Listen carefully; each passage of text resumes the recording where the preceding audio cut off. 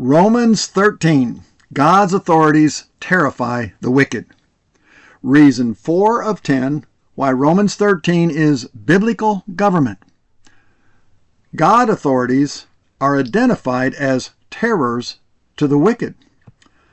Not only does the Apostle Paul identify the rulers he's writing about in Romans 13 as authorities rather than powers, as the difference was described in previous articles, but also he describes them as servants of God, that he distinguishes them as terrors to the wicked. Romans 13, 3 and 4 says, quote, "For the rulers hold no terror for those who do right, but for those who do evil. If you do evil, be afraid, for he does not bear the sword for no reason. For he is the servant of God, an avenger who carries out God's wrath on the wicked." End quote. Paul is not describing what such government is supposed to be, but instead what it is. And Paul's description here does not identify secular government, though one may see on occasion secular government carry out some forms of justice, but only governments based upon the Lord's criminal justice system and executing his civil judgments upon the wicked will be a consistent terror to the wicked. An avenger. The concept is born in the word avenger in verse 4. It is translated from the Greek word ekidos, meaning, quote, carrying justice out, or executing righteousness. Righteousness originates from only one source.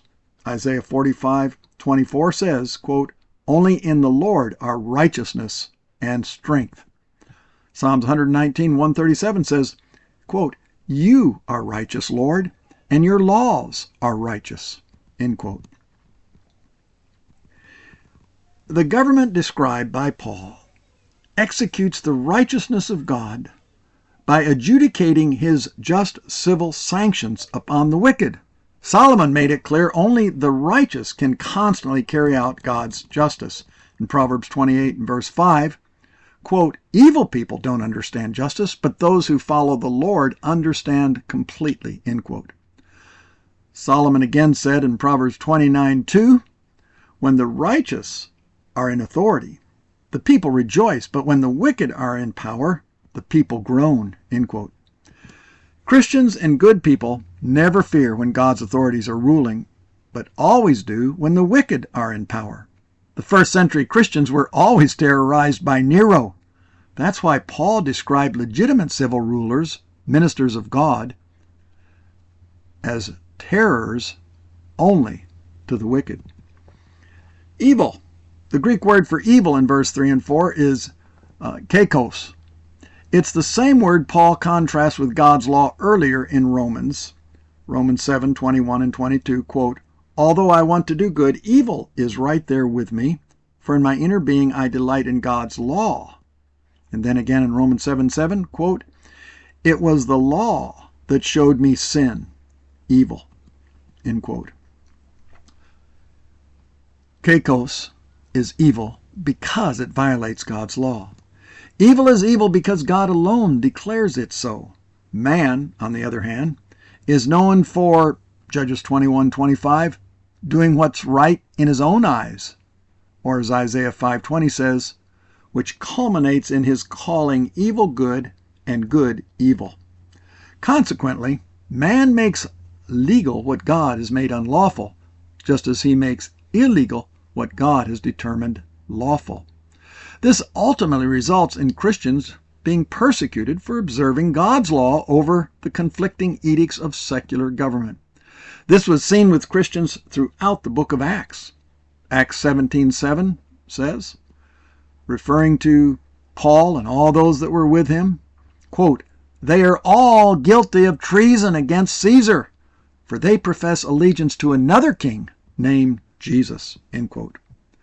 Throughout history, the demonic versus angelic world has been fighting over who controls nations, using their earthly surrogates, rebels of God versus worshipers of God.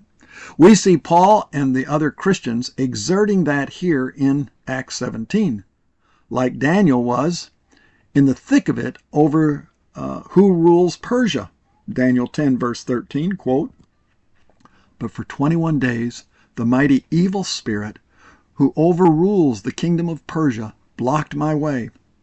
Then Michael, one of the top officers of the heavenly army, came to help me, so that I was able to break through these spirit rulers of Persia." End quote.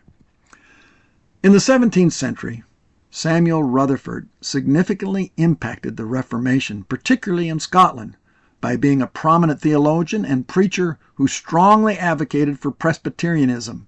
He and other Reformation preachers actively resisted England's control over them through his powerful writings, especially Lex Rex, which argued that the king was subject to God's law and should be resisted by the people if they did not rule according to God's law, Romans 13.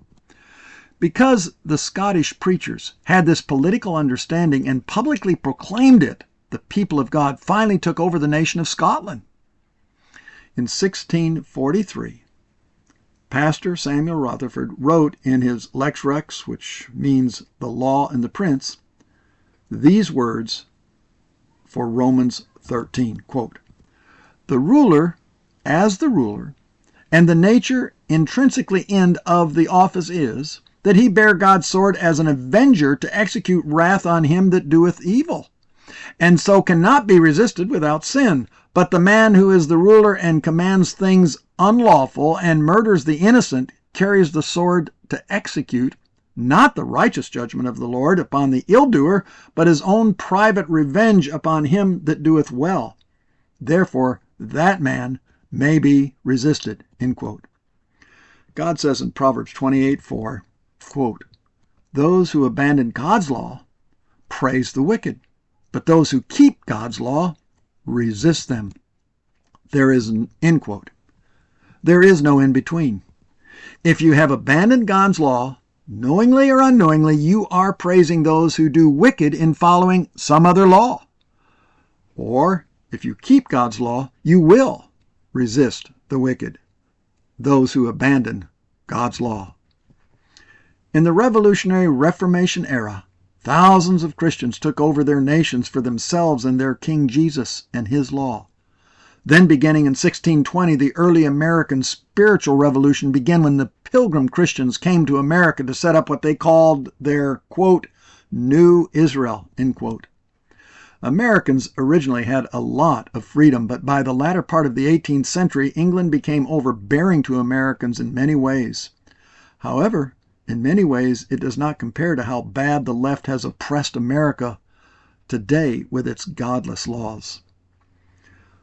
One of many early American preachers, Jonathan Mayhew, wrote in 1776 about Romans 13, quoted by John Wingate Thornton in his the pulpit of the American Revolution, and I quote, "If rulers are a terror to good works and not to the evil, if they are not ministers for good to society, but for evil and distress by violence and oppression, if they execute wrath upon sober, peaceful persons who do their duty as members of society and suffer rich and honorable knaves to escape from impunity, if instead of attending continually upon the good work of advancing the public welfare, they attend continually upon the gratification of their own lust and pride and ambition to the destruction of the public welfare, if this be the case, it is plain that the apostles' argument for submission does not reach them.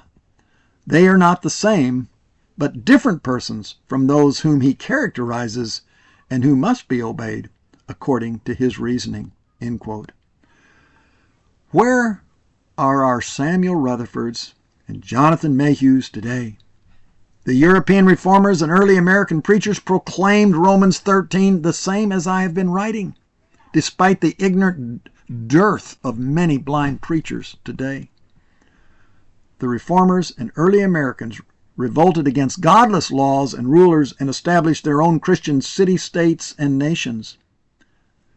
Many thank God for much of what Donald Trump is doing today, but it will never be enough if there is not a spiritual revolution with Christians rising up to seize their cities for the King Jesus and his law as the reformers and early Americans did.